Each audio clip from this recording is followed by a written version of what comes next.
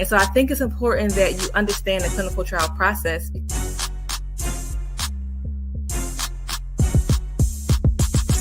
I'm not saying that the pill is bad. I just want you to think about how to make health decisions for yourself.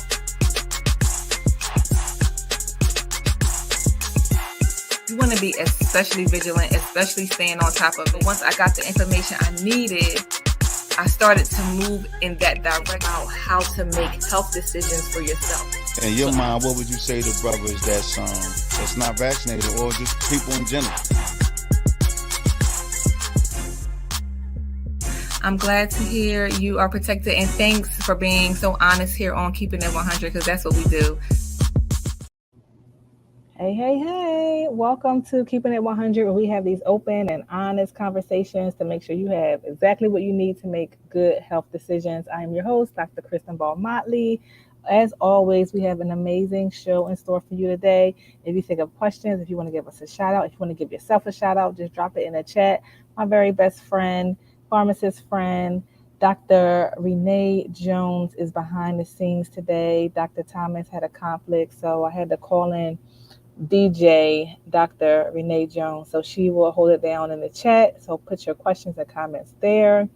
I would usually bring in my amazing co-host at this time, but I don't know where George is today. So we're going to, hopefully he's okay. He can hop on and we will let him catch us up. He can give his Black History moment segment. You know, he should have some really good information for you today because it is Black History Month. Shout out to the theme, which is Black resistance. So shout out to all of the ancestors and everyone today who is resisting in the name of Black health and Black wealth. Thank you. So we're going to switch up the order of the show for today because we have a very special guest and she has a very busy schedule. So she don't have time to be sitting around with us all day, but she is no stranger to the show. Jana Walker is here with us. She is a licensed therapist. She's a fitness professional. She is a dancer. She loves to dance. She taught me how to twerk in a cardio class. And she is just a beautiful, beautiful spirit. Jana. Hey. Oh. I know you ain't want you ain't want me to tell them you taught me how to twerk. She is amazing. If you ever can attend any of her fitness classes, you will never, ever be disappointed, ever. She's the bomb. But today, she has a lot of skills. Today, we are pulling on her fitness professional, fitness coach skills because it is American Heart Month. And so this month, we are doing shows related to heart health and especially heart health in the Black community. So thanks, Jana, for being willing and able to come on to the show today. Oh, thank you for asking me. Anytime. Okay, let's do it.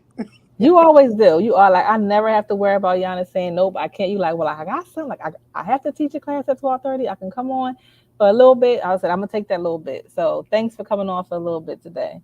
I want to mention and remind everybody that long COVID is real. People are testing for COVID multiple times. The more you get it, the more this virus is attacking your body and your organs.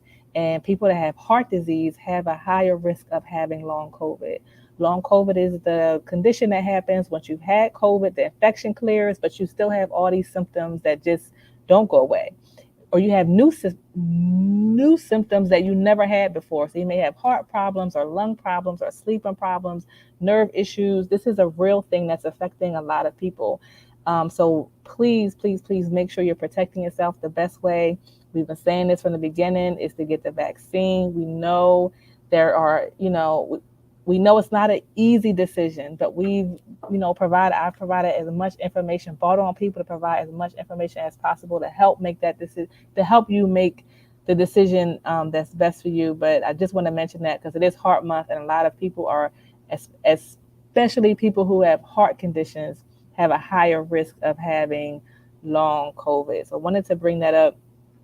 And I want to, just start off by talking to Jana a little bit about fitness and heart health. And so I guess my first question is, how exactly does exercise help the heart?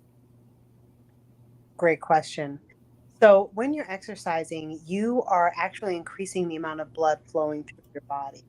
Not only that, but then when you are doing engaging exercises that are cardio but also strength training, you're increasing the amount of muscle mass in your body. And when you increase the amount of muscle mass in your body, you create new spaces for that blood to flow. So there's not as much as high blood pressure going on inside of your body. So when your blood pressure goes up and your heart and your lungs are getting a workout, you're building the endurance, right, of that muscle. Your heart is a muscle. And so you're building your endurance, which is a one of the biggest benefits of exercise.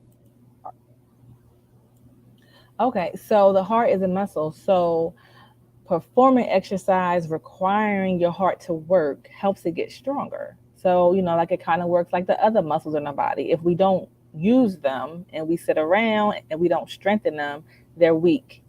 And the heart is a muscle, so we have to work it, we have to work it out, we have to use it um, more than we would typically do just to live. Like we have to make it work and make it pump a little harder so it can get stronger and be healthier for us.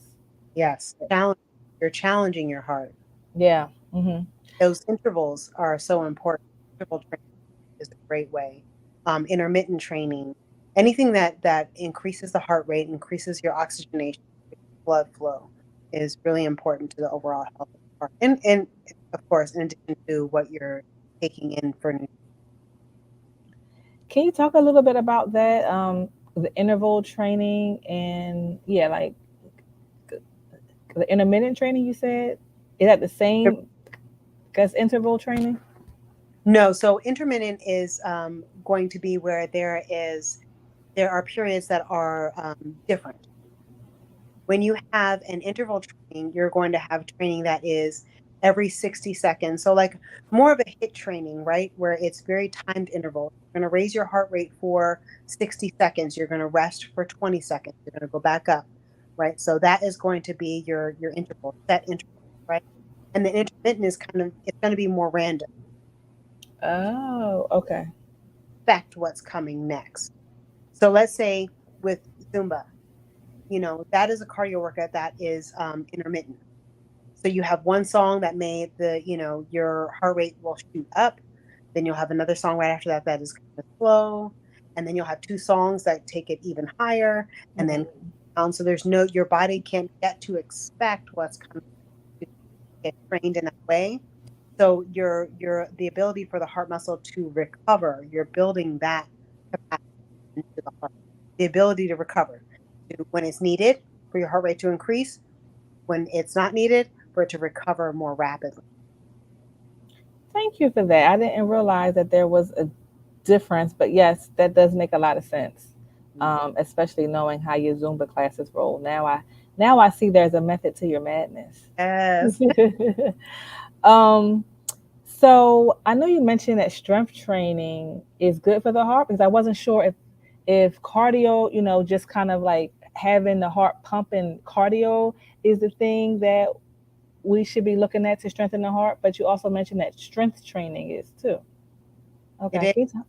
Yes, it is. So you're increasing the amount of muscle mass and the endurance of that muscle mass that you already have, which is great. And especially for women when we're reaching kind of menopause, perimenopause, menopause, we move from cardio being the thing to weight training. If you go to a personal trainer, when you're entering into perimenopause, menopause, they're going to talk to you more about, okay, how do we increase your weight strength? Okay.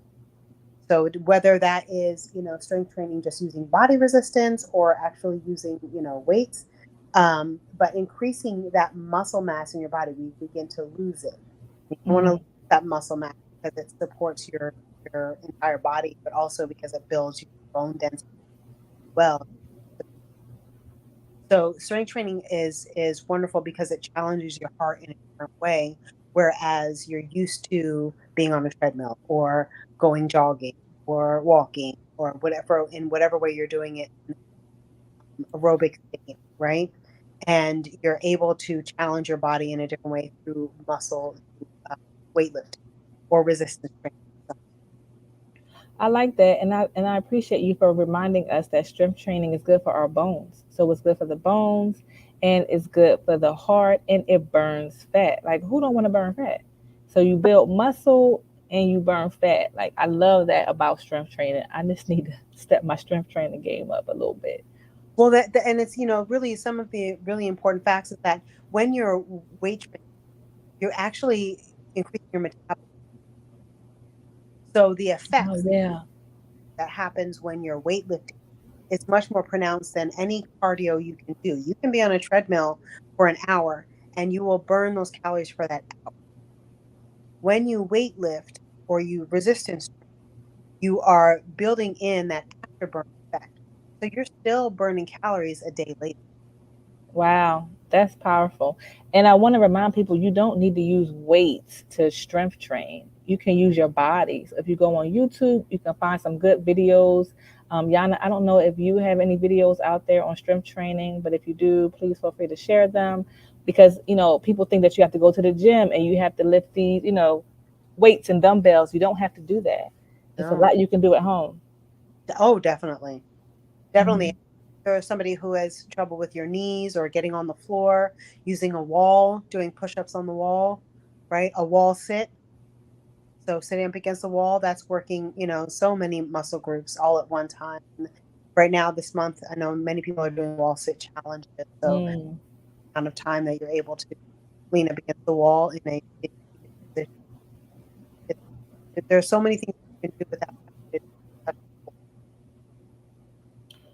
Wow, that's really good to know. And I see that Dr. Jones said that it helps with depression as well. So the strength training and exercise overall, I believe it increases your endorphins and your mood chemicals. So it helps to push you out of depression. And I know that you're a therapist, you're a licensed therapist as well. So I know you can speak about that all day. But I do want to ask you one last question before we go. Well, two questions really quick. How can we get our kids more involved with our fitness routines? Because we want them to have good habits and start practicing good habits and have good, strong hearts too. Yeah. So making it a family activity is so important. So many people, spring hits and I love it because you'll see so many people on the A field, walking. And if you Hmm. family and get your family involved. And so one thing that I brought on board, for me, I consider myself lucky because I work for gyms. So I get my kids to come when I go to teach a class, they're coming to the gym, Yeah, that's great. right? Basketball, do whatever. But when you're going for a walk, I know that you were talking about, walking, running, what's better. Hmm. Honestly, neither is better than the other. It's kind of whether you want to, more bang for your buck quickly or it's over time. And I think walking is something that you can get into and it can last you for a lifetime because it's not something where you can burn out as easily as you can Hmm. when you're running. But if you bring your kids with you, something that I started doing the lockdown that I would create kind of like these scavenger hunts that the kids Oh yeah, when we would go for a walk and they had to look for things on a list. And you can put anything on there. yeah. You know, Get them online. You can print out scavenger lists for family walks, and you get them involved. So then now they're walking with you, right, on a brisk walk, and they're also looking for things that are exciting and fun for them. Car that's yellow, what sign has the A. They're getting educational stuff at the same. Um, so that's a great way to get your kids involved, and you make it a thing. If you include them, they're going to think it's a part of the way that they live their life.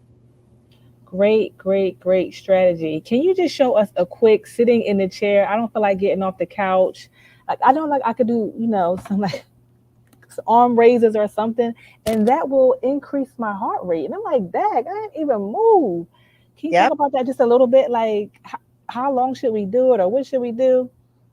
So I would start out, if you're sitting on the couch, then I would start out, if you're watching TV, there are scissors that you can do with your arms in front of you. Oh, So I would make sure that you're doing something like that for the first about minute or so. okay. Okay. And then once you're doing that for a minute, your heart rate is already going up just from the activity Wow. before you bring your arms overhead, Okay. right? Because that's going to boom. All of a sudden, Make me tired real quick. like arm touches, Okay. right? And then if you want to bring your arms overhead, right? And you could just turn a song on while you're sitting there, or it's commercial, and the commercial Mm-hmm. song, and you're like, what? I'm gonna do this.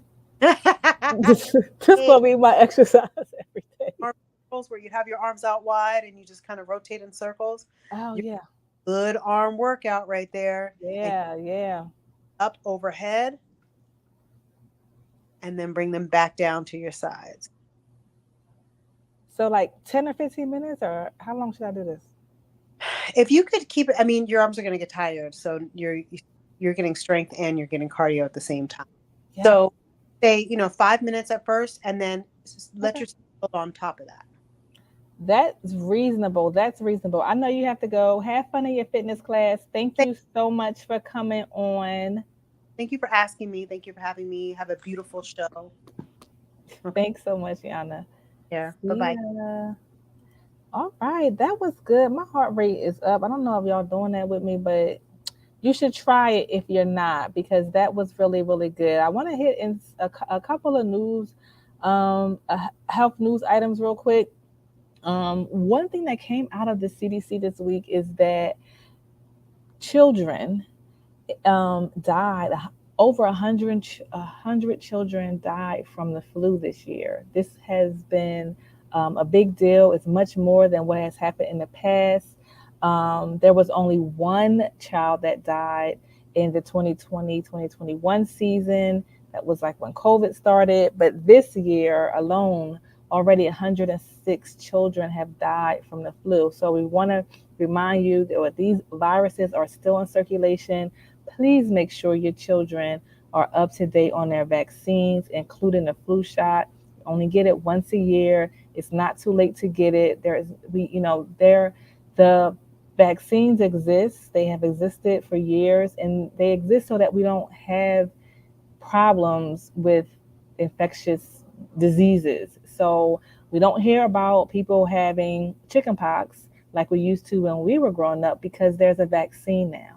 I'm 42. I just turned 42 a few days ago, and I had chickenpox, but the chickenpox vaccine came out in the 90s. And so because of that, we don't hear about children having chickenpox. It's so we have to get better. We have to stay informed, talk to our providers, ask questions when you don't agree or don't understand. Find someone that you trust to have these conversations with, so that our children are not dying from diseases that have vaccines. They have prevention available. So please, please, please make sure your children are up to date on all their vaccines. Another thing that came out this week was that pregnant women really need to monitor their blood pressure. There have been more pregnancy related deaths that are caused by the pregnant mom having high blood pressure that was going unmonitored or untreated. So make sure that you're going to your prenatal visits. They're checking your numbers. If your numbers are high, I'm not sure what normal numbers is for pregnant women. I would think it's 120 over 80 like everyone else. I haven't heard anything different. I don't know. Do you have any, do you know, Dr. Jones, if blood pressure goes for pregnant women is 120 over 80? I will find out. All right, so look that up and let us know, please. But make sure that your numbers, that you talk to your doctor about what are normal numbers. You write that number down, and every time you go, you make sure you check and ask, what was my number? You look at what your doctor told you previously in terms of what it should be, and if it's above that, that's not normal. I don't care if it's 2 or 3 or 4 points above it. It's not normal, and you need to talk to your doctor about how are they going to manage your blood pressure. This is something else that can be managed, that should be managed, and you have to be your own advocate. You have to be your own advocate, and we just have to do better as a country, because a lot of times these numbers affect the U.S. In ways that you don't see in other advanced countries, and so and it hits Black people harder than everyone else usually. So we have to advocate for ourselves. Know your numbers. Talk to your doctor about what's normal for you. When it's not normal, ask, why is this happening? How can we resolve it? What do I need to do to have a safe pregnancy for you and for your baby. All right. Now, another thing that came out in the news this week was monkeypox drugs were being sold online that were not approved by the FDA. So this is a big deal because people who are buying these treatments may feel like they would, help when they may even cause more harm. So the FDA has a very stringent process for checking and making sure that what is inside the bottle or the box is actually inside the bottle or the box, and that it's safe and that it works. When companies are marketing things online that are not FDA approved, you don't know what you're buying. And so I'm cautioning you, please be careful when you're buying things online, because you don't know what you're buying always, and you don't know where it's coming from and who's involved. And people, there are a lot of people who just don't do good. They just don't do good, and they just want your money, and they'll do what it takes to get your money. So be careful when you're buying things online. One rule of thumb that I usually give to my patients is to make sure that it has a USP sticker. It's like a green, white, and black USP stick. No, hold on. That's on supplements and vitamins. Oh my goodness, I can't even think. But there's another board of pharmacy certification, like a national board of pharmacy certification, that tells you if that online pharmacy is a real online pharmacy. So look for I'm the. looking it up. Okay, thanks, Ren. It's the National Board of Pharmacy has a seal that they put on websites. Look for that seal. Look for the words the National Board of Pharmacy. It may be verified. I cannot remember. Oh, it's VIPPS. It's VIPPS. I can't remember what it stands for, but that means that it's a real online pharmacy.